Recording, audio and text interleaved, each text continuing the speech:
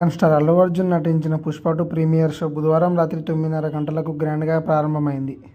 Theatre దగ్గరికి వచ్చిన hero వచ్చాడని తెలిసి అభిమానులు, ప్రేక్షకులు థియేటర్లకు భారీగా చేరుకున్నారు. బన్నీ ఫ్యాన్స్తో థియేటర్ల దగ్గర సందడి నెలకొంది. ఇందులో భాగంగా హైదరాబాద్ ఆర్టీసీ క్రాస్ రోడ్ సంధ్యా నైట్ 70mm థియేటర్ వద్ద అల్లు అర్జున్ తన అభిమానులతో కలిసి సినిమా చూడడానికి వచ్చారు. ఆయన రాకతో అభిమానులు పెద్ద సంఖ్యలో అక్కడకు తరలివచ్చారు. గందరగోళం, లాఠీచార్జ్, సంధ్యా థియేటర్ వద్ద అభిమానులను తాకిడితో భారీ గందరగోళం ఏర్పడింది. బన్నీని చూసేందుకు అక్కడికి వచ్చిన జనాన్ని నియంత్రించేందుకు పోలీసులు స్వల్పంగా లాఠీచార్జ్ చేసినట్లు తెలుస్తోంది.